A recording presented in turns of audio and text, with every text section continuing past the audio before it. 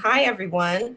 I want to thank you for choosing to spend the next 45 minutes with me as we talk about sociocultural knowledge. I'm Cherise McBride, and I am over here in California at the University of California, Berkeley, and I am just a couple weeks away from submitting my long, hard-fought dissertation in education, studying teacher learning and digital literacies. But for all intents and purposes, I am going ahead and saying I am Dr. Cherise McBride, and I work with Every Learner Everywhere Expert Network. Yes, thank you all for the comments. We are here, we're gonna chat. I am not here to just present. I'm here to speak with you all. I love having it on gallery view and being able to see who's here with us in these Ideate sessions. So I know some of you have your cameras off, and I totally respect that. And we'll have some chances to actually talk to one another and things like that. So to start us off, I wanna go ahead and start with, where are we? So let me get us, let me get set up here so that I can share my screen. And we'll jump right in.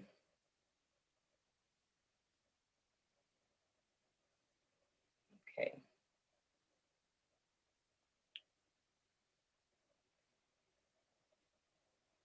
No, I can do this faster. Okay. All right, are you all able to see my screen just fine? Okay, so where we are in this moment, I want to start by acknowledging that I am on the land of the Yokuts people here in Central California at this time.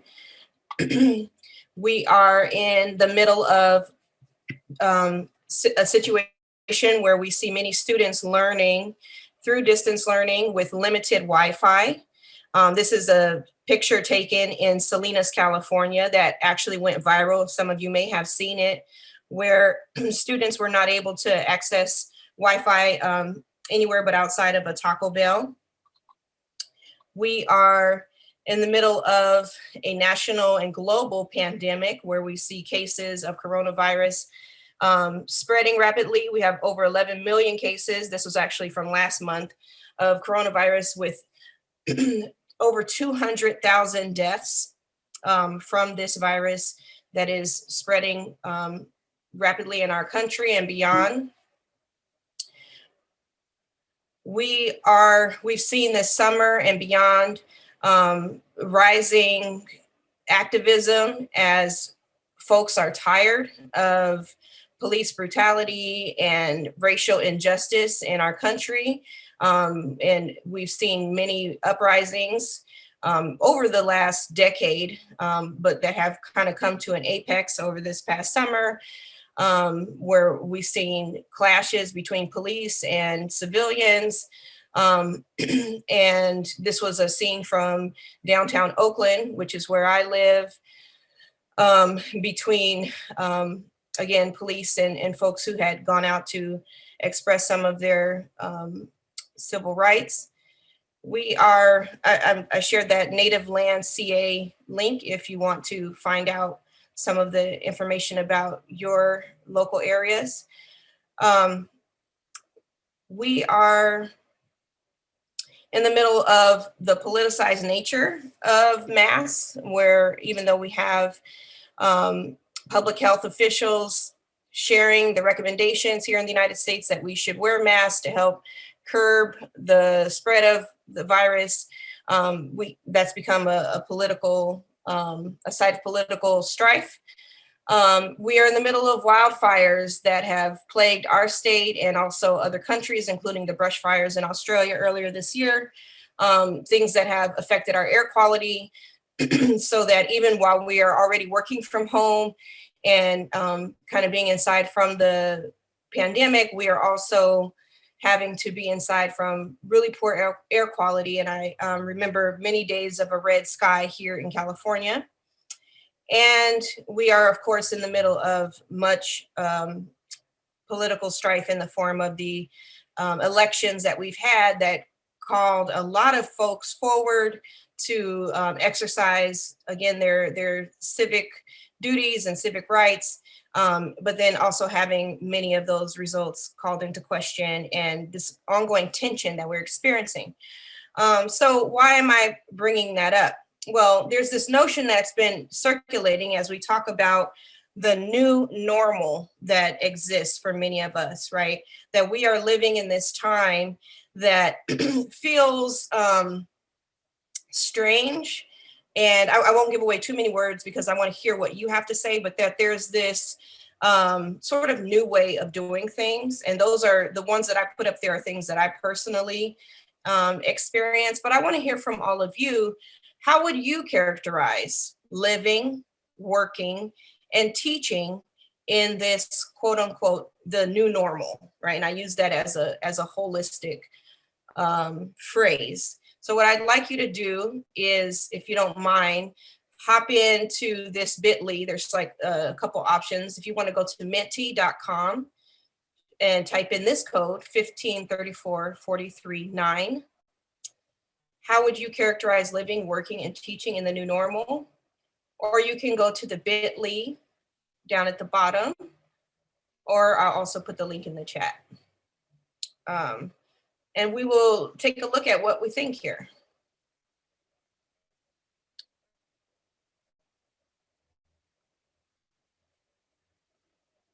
Okay, thank you. Got the link there in the chat.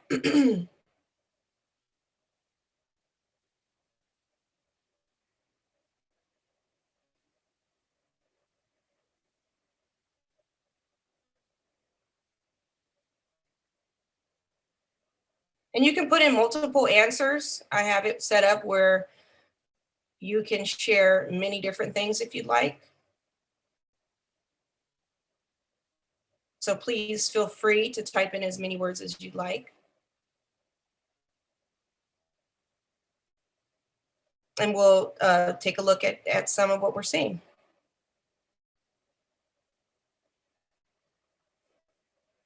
All right, challenging. Some days great, some days poop. Stressful.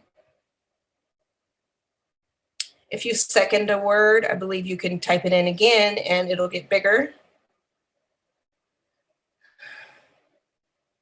Overwhelming, strange. What is normal? New opportunities. Interesting. Exhausting is getting bigger.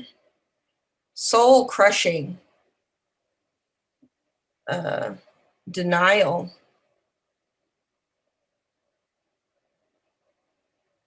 All right. Again, you can keep adding there. And if you want to, yeah, I like the I was going to say code code reoccurrence or code occurrence. You can tell I'm still in this dissertation mode. I like when you when we see the words kind of reoccurring. So exhausting, challenge, resilience, anxious. That's a really neat I would say juxtaposition there of like anxious. I really like that resilience is right alongside those words. I think that ties in nicely with what I wanted to talk about today. Okay. So maddening. Wow. Thank you all. These are really rich and such a variety of answers that we have here. All right. I'm going to share that with all of us. I'll do a screenshot and add it into the presentation so we can see it. But I want to let's see. What I want to ask is, what is it about this new normal that's actually new, right? So looking at the words even that you all have put here, right? We see things, actually, I'll just keep it on there for a second. We see things that point to a lot of challenges. Where did we go here? Sorry. Try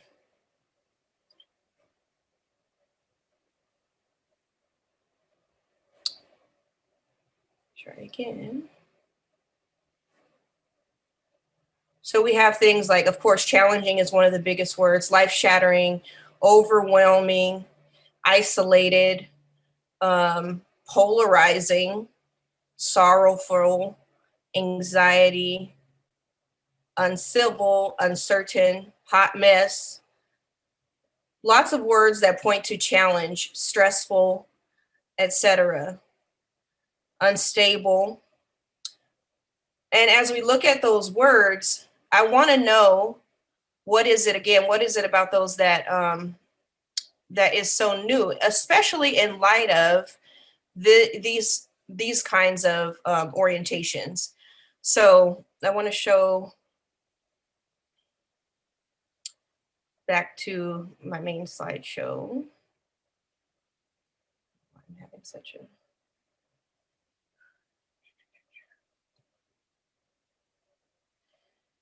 are these particularly, how about these new phenomena, quote unquote? 1 in 10 families experienced food insecurity last year. Over 1.5 million students experienced homelessness. 17% of students were unable to complete their homework due to limited internet access. And we have half of low income and 42% of families that were of color lacking sufficient devices for homework. With that in mind, I would like to posit that these pandemic constructions of a somehow new normal reveal a privileged gaze, and that it actually just highlights inequities that Black and Brown communities have long faced, yet brilliantly resisted. Now, many of you, I think, are already unpacking that. Of course, when you see words like resilience and everyone gets a pass, or kind of recognizing this need for adjusting. But many researchers and scholars and practitioners and folks who are living and working in communities and recognizing the brilliance that's already there have called it all kinds of things, right? This resilience that exists, whether it's ingenuity or these vast linguistic repertoires, community cultural wealth, assets that have allowed communities to persist, resist, innovate in the midst of these challenges that, again, are not new, right? These, the need to balance, the need to invent, that have already been in these spaces that have been exacerbated, yes, by COVID and by this need to do everything online. But that actually existed before the pandemic. I've heard the metaphor often of like a wave that has come forward and then the tide pulls it back, and now all these inequities are showing up beneath the surface. That's what we excuse me, that's what we've actually experienced with this pandemic. Bettina Love puts it as, if teachers studied and understood Black culture per se, they would know that the culture is filled with self-expression, complex language shifting abilities, creativity, self-advocacy, focus play, like what we see in hand clap games, memory, and improvisation. So I want to ask now, what assets would you say that your students bring to your shared spaces of learning? And I intentionally did not put classrooms there because I think we have multiple different ways that we are sharing spaces of learning with our students. This could be whether you're in community organizations, informal spaces of learning, spaces that you share with your family and your kids, friends, things like that. And I want us to think in terms of like cultural assets, perhaps literacy practices, and this is broadly construed. I've thought about like discourses that our young people are engaged in. Things like being a part of a basketball team where they have to use certain language that you can tell the insiders from the outsiders with, digital savvy and other strengths. So there's a bit.ly there that will take you to a Jamboard. There's a couple pages already set up there, and it's bit.ly/OLC SCK, and that's for the Online Learning Consortium, mouthful.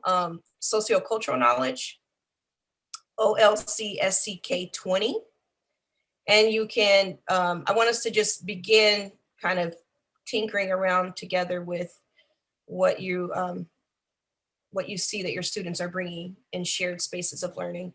And I'm feeling weird about just talking and not hearing anyone in response. So feel free to unmute and say something as we're working on this Jamboard together.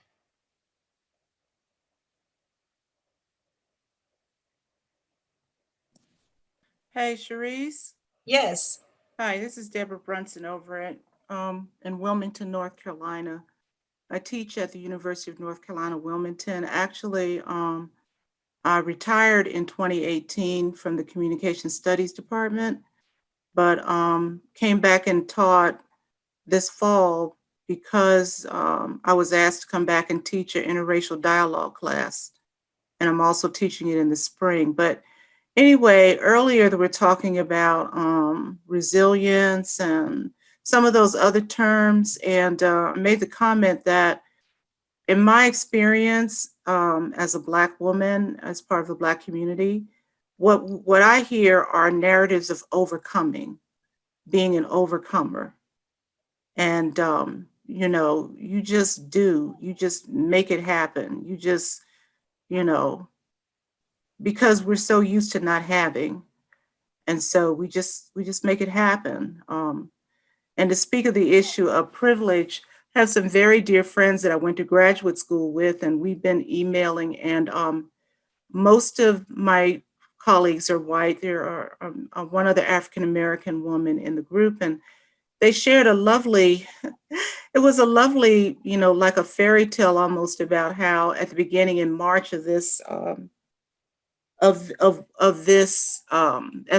pandemic, that it was like a story that they shared of, well, people went home and people reconnected with their families, and people were able to ride their bikes and do all of that. And I just read it and I took it for what it was, but I said, wow, that is such an interesting way to think about the pandemic, because there are a lot of people that don't go home. They go to work.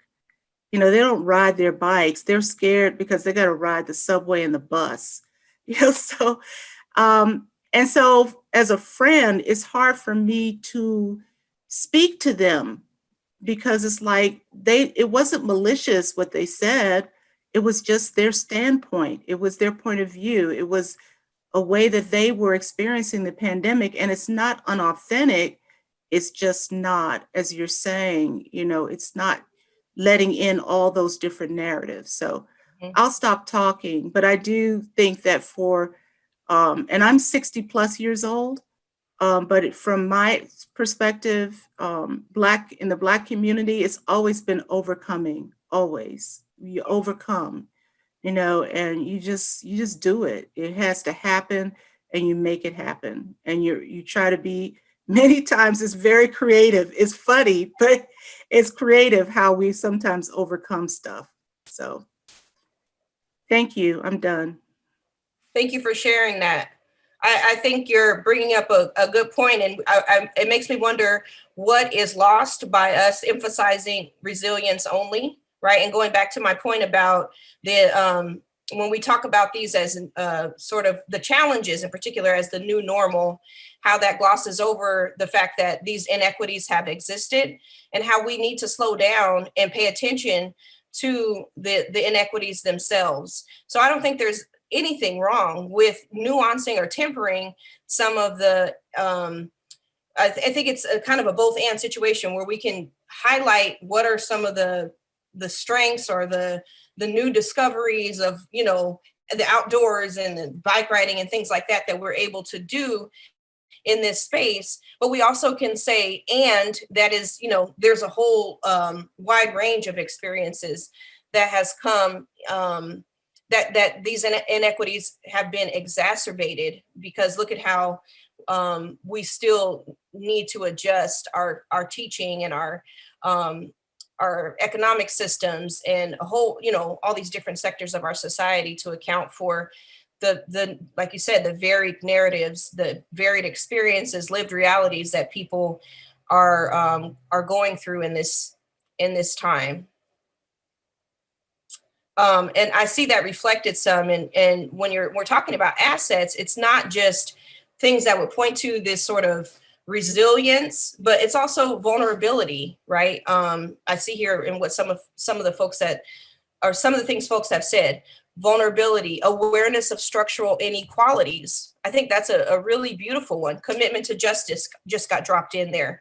How might we allow those voices to speak a lot more loudly during this time, right? To say these things are not only my reality, but the reality of many, many millions in this country.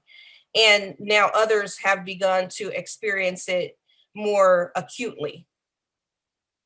That those are beneath the surface of what has become a dominant and in some ways promoted narrative of resilience as the only way to count in this system of labor and sort of this notion of progress.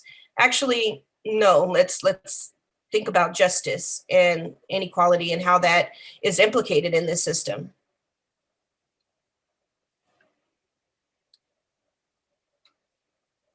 Other thoughts? I have time for another comment before we move.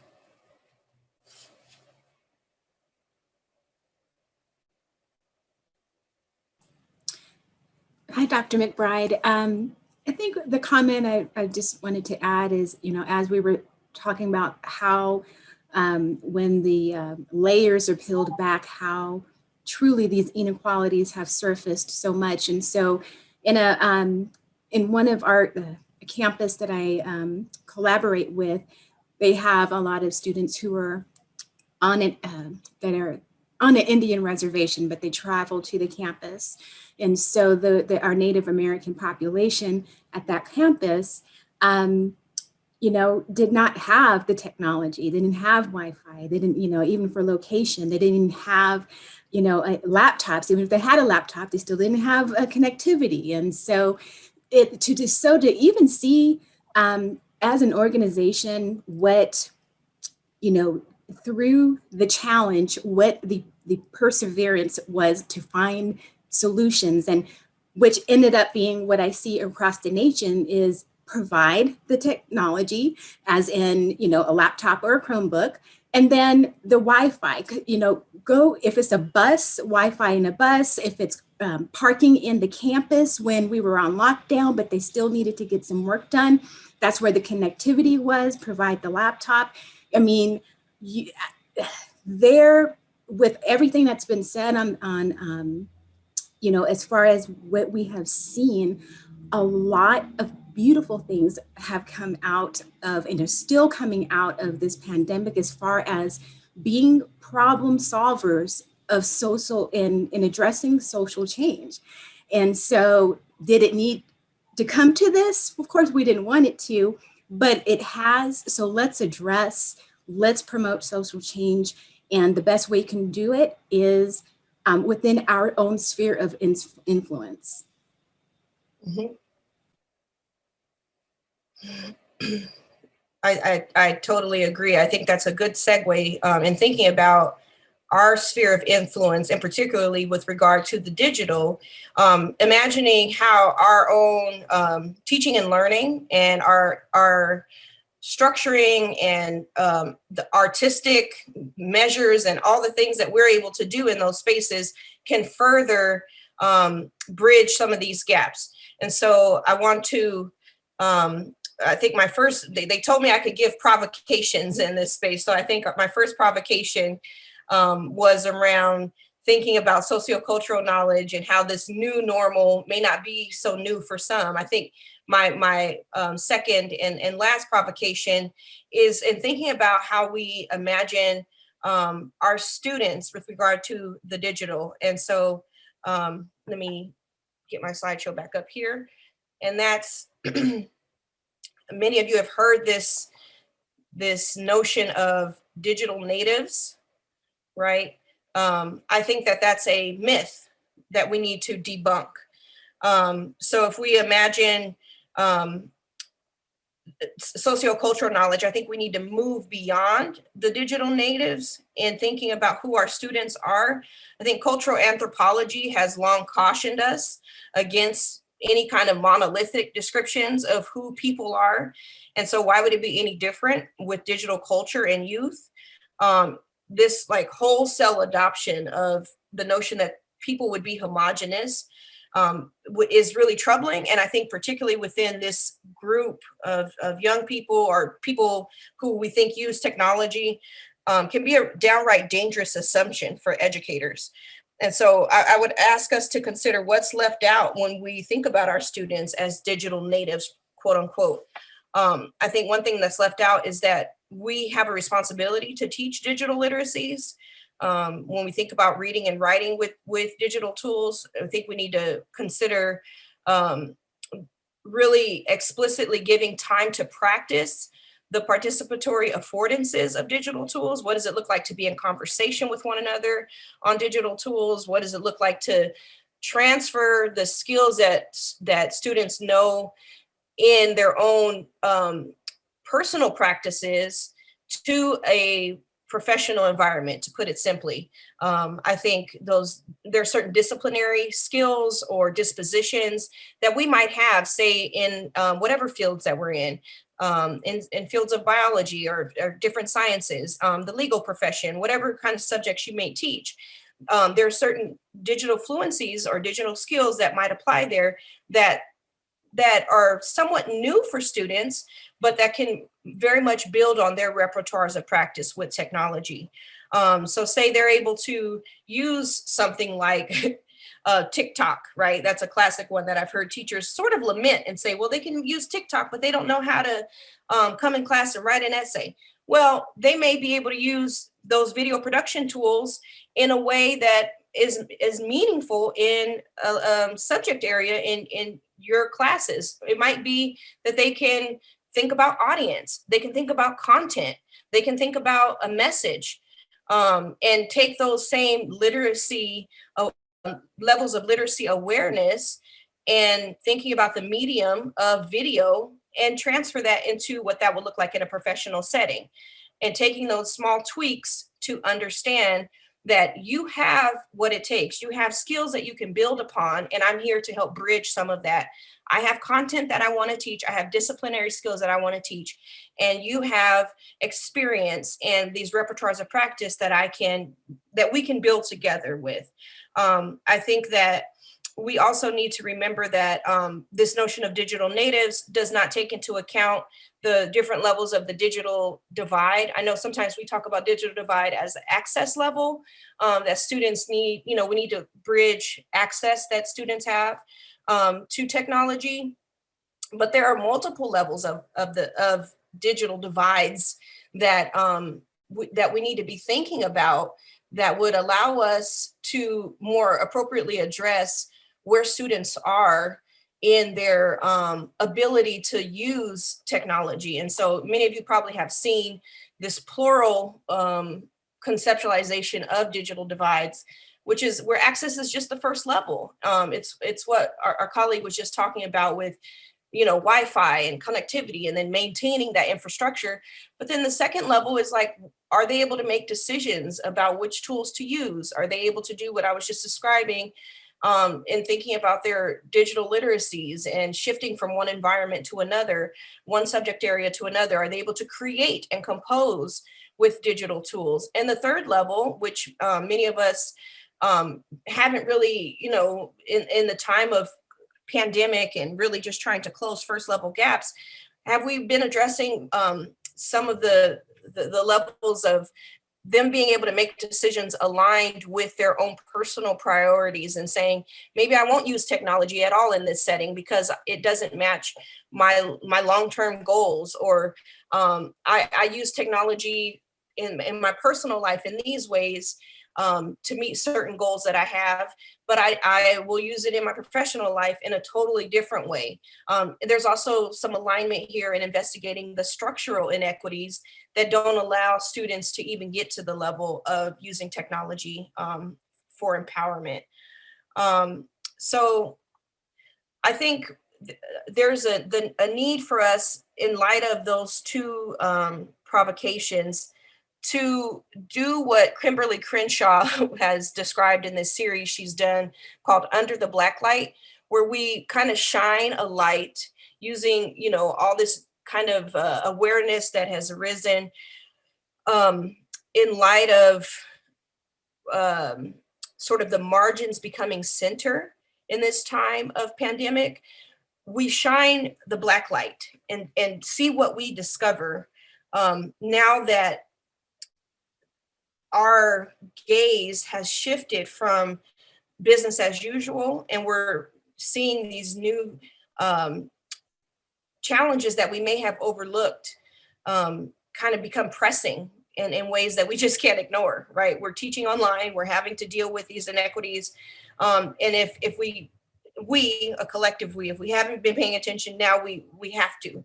So if we look under the black light, I think these three areas of our content, our pedagogy, and our approaches to technology all deserve our attention. And there are ways that we center sociocultural knowledge across those. So content, I have a couple questions there. What are we teaching? Who's on our syllabus? And I have some ideas there. Our pedagogy, how are we teaching it? How are we evaluating learning? Are we engaging expansive notions of what learning is? Or is it just what we've already decided it is before we go in? Is it going to be an ABC list of the predetermined answers that we want students to give us? Or can it possibly be a malleable approach to, you know, based on who our students are and their styles and their cultural repertoires? Is there a way for us to maybe move away from finals and understand that there's a sense of incompleteness that learning is always going to involve, right? That there's an iteration, a malleability that's required. These, again, are provocations. How might we move in a way that is truly responsive and that doesn't miss the needs of our students' lived realities? And then with technology, are we choosing tools? Are we structuring our learning around tools? Are we structuring our tools around our learning? Right? Are we thinking in terms of goals first and then the tools to match that, or vice versa? And sometimes in crisis and moments of crisis, it can be really tempting to go for you know, trying to make things work according to the tools that we've been handed. So I think these are just things that I want us to take with us. This is kind of a day of inspiration, things to kind of chew on and see what we come up with.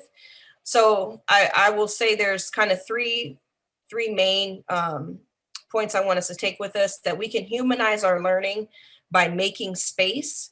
I think this pandemic moment gives us an opportunity to consider how we can offer space to examine the intersections of and the applications of our subject matter with the ecosystems of our students' lives.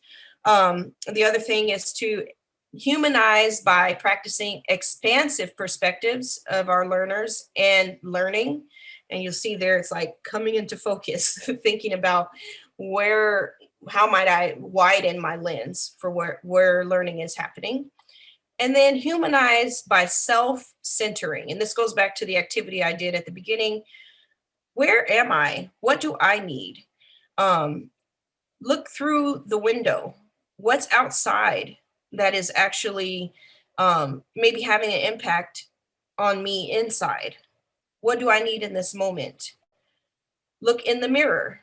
What do I actually see looking back at me? And how might I need to adjust? Because when we go back to that word cloud, those are real impacts on who we are and how we show up. And our students are impacted by that as well.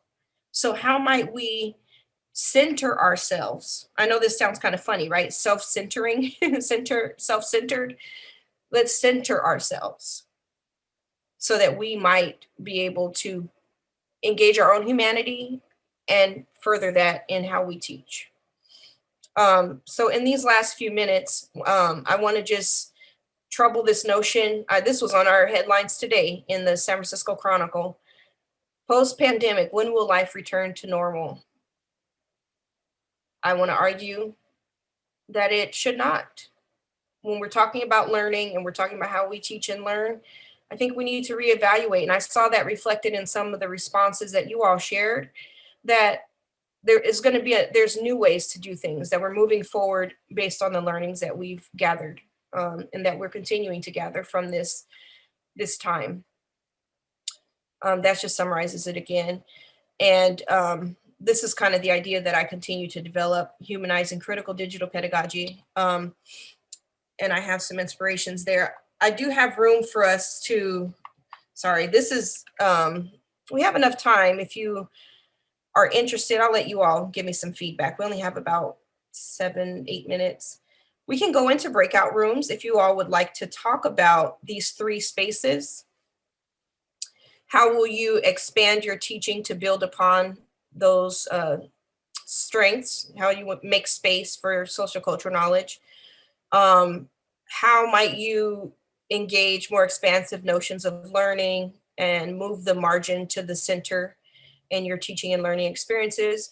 Or where do you imagine self-centering might need to occur? We can go into breakout rooms for about 4 or 5 minutes, or we can kind of wrap up and just do some sharing here. So I'll let you all, as learners and teachers, let me know what you'd like to do here in the chat, maybe get some feedback. And Cherise, just so you know, the breakout rooms are prepared in case the group opts to do that, as opposed to staying in the main room. Okay, yeah. Okay, breakout rooms, I'm seeing some. All right, so there's 3. Any other feedback? Okay. There's the 3 topics. And because we have so many people, I just saw a bunch of folks dropped off. They're like, no, thanks.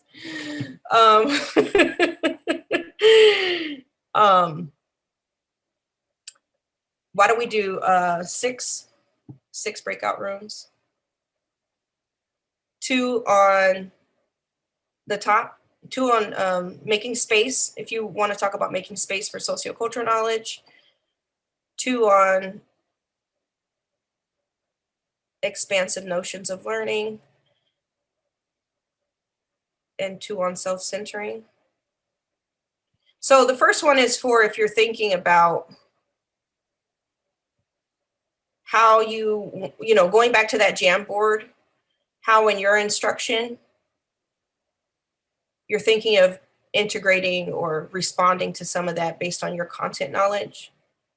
The second one is for how you might provide more on-ramps for students and adjust some of your evaluation measures and ways that you're thinking about accounting for student learning. And the third one is really focusing on yourself, looking in the mirror, looking out the window to say, what is it that I need in this moment?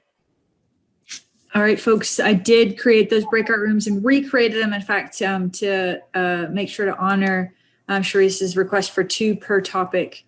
So if you would take some time here to select that room, you should have just received a notification to an invite to enter breakout rooms.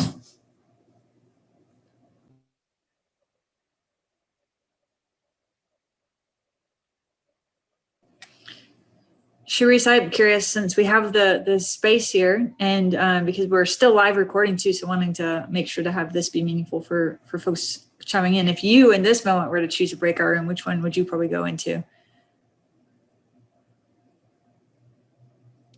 I would probably keep on the track that I've been on, which is self-centering. There's some folks in there. I don't know if you're able to see these, Cherise, but we do have some folks going in the rooms. And I'll make sure to try to pair folks if they go into one of the second rooms. Yeah, I can see them. Perfect. I don't mind staying here and asking. I have some prompts. It looks like a lot of people have stayed here.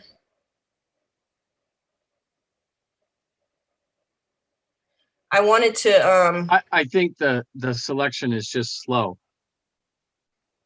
So some of us haven't been given the option yet.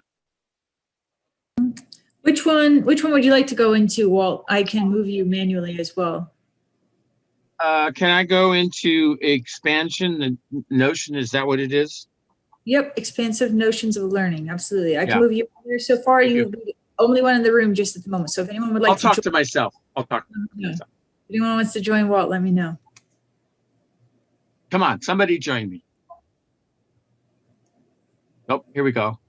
Lisa's gonna come. Yes, except I don't see an invite, and I can see the breakout rooms when I click breakout rooms, but I don't know how to get in them. There you Oh, go. See if that one Thank works.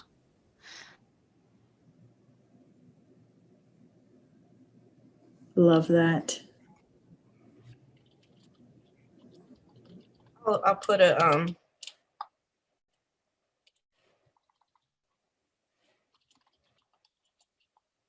here are a few, if anyone wants to just kind of share in this room, I'm curious as we wrap up the, I have these sharing reflection prompts that I got from Dr. Yolanda Sealy Ruiz, who's another inspiration of mine, who offered, I was struck by, I'm wondering, a connection I'm making now, or I'd like to continue learning, or I'd like to continue this conversation, you know, if any of those resonate with you.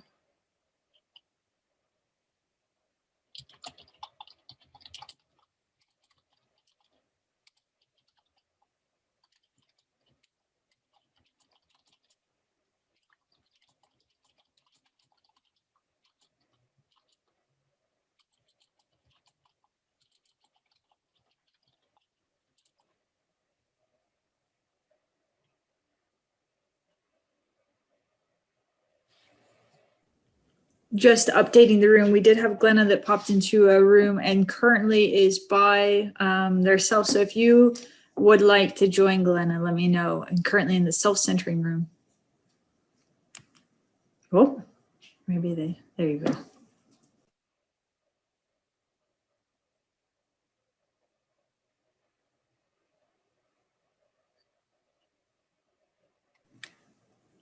Glenna, would you like to go back in that room? We now have someone that's willing to join you.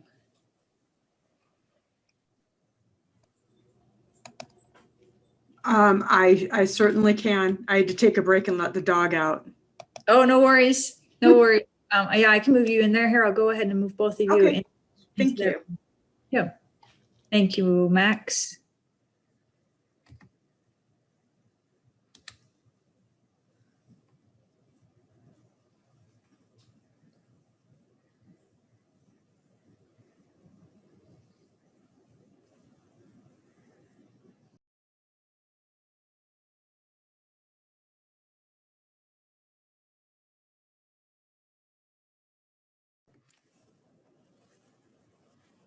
All right, and this will have to be a really short end here, Cherise, but yep, we're just now nearing the end of our session, just this minute.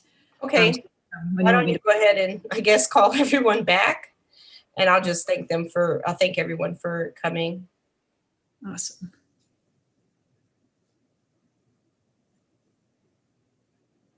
All right, you can probably see that timer. They have the 47 seconds now.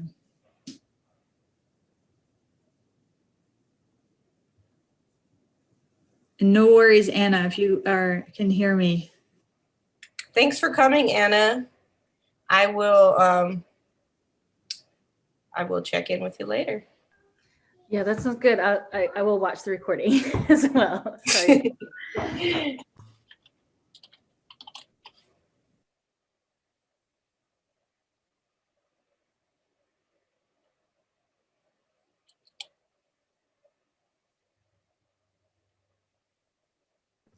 While people are coming back, just a quick question about what you guys talked about in terms of self-centering, if that's short enough time. Sorry. Never mind, everyone's coming back.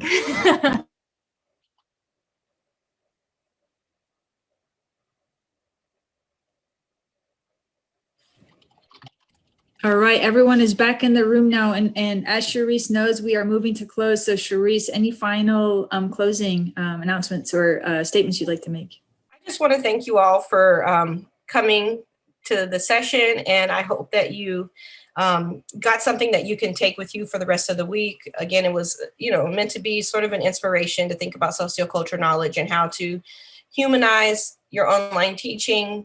Some of these are my inspirations as I move forward in this work. The top two are a couple books I'm reading right now.